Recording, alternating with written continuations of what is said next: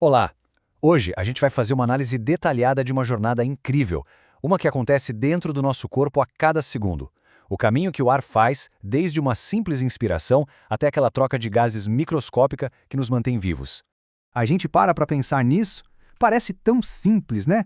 Puxa o ar, solta o ar, mas por trás desse ato automático existe um processo super complexo e, olha, fascinante. Então vamos mergulhar fundo nisso. Para a gente conseguir entender bem essa jornada, é importante saber que o sistema respiratório tem basicamente três missões, três funções principais, que a gente vai explorar agora, passo a passo. Primeiro, ele tem que criar um caminho, uma passagem para o ar entrar. Depois, ele atua como uma verdadeira estação de tratamento, limpando e preparando esse ar.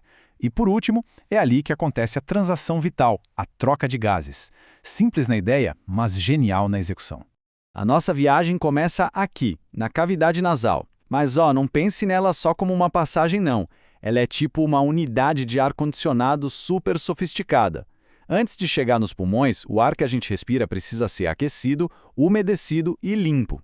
E o mais fascinante é que a cavidade nasal tem esse duplo propósito. A maior parte dela, a chamada região respiratória, é toda dedicada a preparar o ar para descer para os pulmões. Mas lá no topo, escondidinha, tem uma área super especializada, a região olfatória, que é o que nos conecta ao mundo pelos cheiros. Para fazer essa filtragem toda no ar, o sistema conta com uma equipe microscópica de células que são, super eficientes. Vamos conhecer as duas estrelas desse time. Primeiro, a gente tem as células caliciformes. Pense nelas como as operárias que produzem uma armadilha pegajosa. Elas liberam um muco que cobre as vias aéreas e aí qualquer sujeirinha que entra com ar, poeira, pólen, o que for, fica grudada ali. E para limpar essa armadilha suja, entram em cena as células ciliadas. Os cílios delas funcionam como milhões de pequenas vassouras que ficam o tempo todo varrendo esse muco sujo para cima e para fora do sistema. É um mecanismo de autolimpeza simplesmente incrível.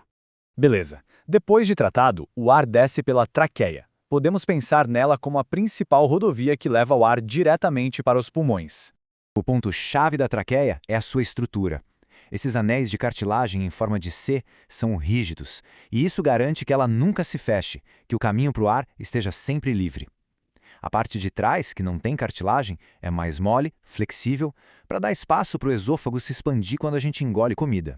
Se a gente olhasse a parede da traqueia no microscópio, veria que ela não é só um tubo simples. Por dentro tem a mucosa, onde está a nossa equipe de limpeza. Logo abaixo, a submucosa, com glândulas que ajudam a produzir o muco. Depois vem a cartilagem, que dá a forma, e por fora de tudo, a adventícia, que conecta a traqueia com os tecidos em volta.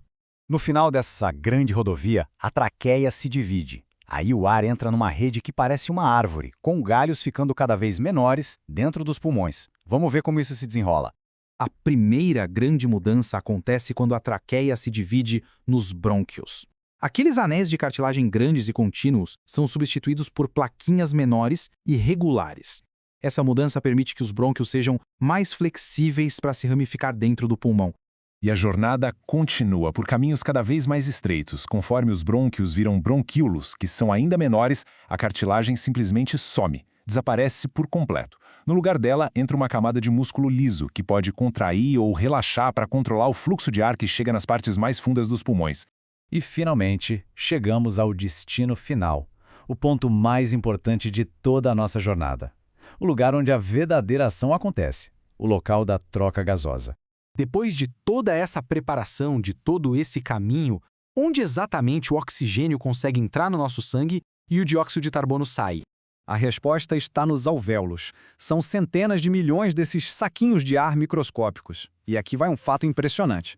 Se a gente pudesse esticar a superfície de todos os alvéolos de uma pessoa, ela cobriria uma área do tamanho de uma quadra de tênis. É um design genial para maximizar a área de troca. E claro que aqui também tem uma equipe especializada. Os pneumócitos do tipo 1 são células extremamente finas que formam a parede do alvéolo para permitir que os gases passem com muita facilidade. Já os pneumócitos tipo 2 produzem uma substância chamada surfactante, que funciona como um lubrificante, que impede que os alvéolos grudem e colapsem quando a gente solta o ar. A parede do alvéolo e a parede do capilar sanguíneo que passa do lado formam juntas a barreira hematoaérea. E é aqui que acontece a transação final. O oxigênio atravessa essa barreira super fina para entrar no sangue e o dióxido de carbono faz o caminho contrário para ser eliminado na expiração. Ok, vamos recapitular rapidinho a nossa jornada. A gente viu uma progressão incrível de estruturas e cada uma delas é perfeitamente adaptada para a função que ela tem que cumprir. Esse gráfico resume tudo de um jeito perfeito.